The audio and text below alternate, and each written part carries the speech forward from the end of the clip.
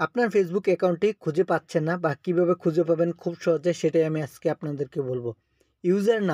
User নাম দিয়ে আপনি খুব সহজে এক ক্লিকে কিন্তু আপনার নামটি যেকোনোভাবে যেকোনো মোবাইল থেকে যেকোনো স্থান থেকে আপনি বের করে নিতে পারেন। সেজন্য আপনারা আপনার যে ফেসবুক আইডিটি রয়েছে সেই আইডিতে চলে আসবেন।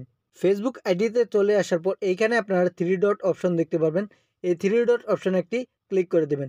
ক্লিক করার পর এইখানে আপনারা উপরের দিকে সেটিং অপশন দেখতে পারবেন। এখানে একটি ক্লিক করে দেবেন। ক্লিক করার পর এইখানে আপনারা ইন্টারফেস দেখতে পারবেন। নিচের দিকে চলে আসবেন। নিচের দিকে আসার পর এইখানে আপনারা দেখতে পারবেন অ্যাক্সেস ইউর ইনফরমেশন। এইখানে আপনারা যে অ্যাক্সেস ইউর ইনফরমেশন দেখতে পাচ্ছেন এইখানে একটি ক্লিক করে দেবেন।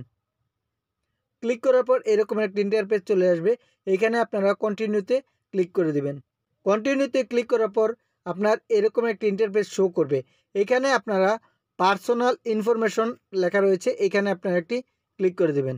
ক্লিক করার পর এইখানে আপনারা এরকমের ইন্টারফেস চলে আসবে। এইখানে আপনারা দেখতে পাবেন প্রোফাইল, এইখানে আপনারা একটি ক্লিক করে দেবেন। ক্লিক করার পর এরকমের ইন্টারফেস চলে আসবে। এইখানে আপনারা ক্লিক করে দেবেন। ক্লিক করার পর এখানে আপনারা দেখতে পারবেন ইউজার নেম লেখা রয়েছে, এখানে একটি ক্লিক করে দেবেন। ক্লিক করার পর এরকম একটি ইন্টারফেস চলে আসবে। এইখানে আপনারা দেখতে পারবেন ইউজার নাম লেখা আছে, এখানে আপনারা ক্লিক করে দেবেন। ক্লিক করার পর আপনার যে নামটি সেটি দিবেন। এখানে আমি আমার নামটি দিচ্ছি। এইখানে যদি আপনার কারেক্ট হয় এখানে গ্রিন চিহ্ন আসবে, আর যদি এরকম রেড থাকে তাহলে আপনার কারেক্ট নাই। তাহলে এখানে আপনার যে কোনো নাম্বার বা আপনি যে কোনো কিছু ব্যবহার করতে পারেন। এইখানে আমি সংখ্যা ব্যবহার করার পর দেখুন এইখানে কিন্তু আমার গ্রিন চিহ্ন রয়েছে, এর মানে আমার ইউজার নামটি ওকে রয়েছে। ওকে হওয়ার পর এইখানে আপনার নিচে ডান অপশন দেখতে পারবেন, এই ডান অপশনে ক্লিক করে দেবেন।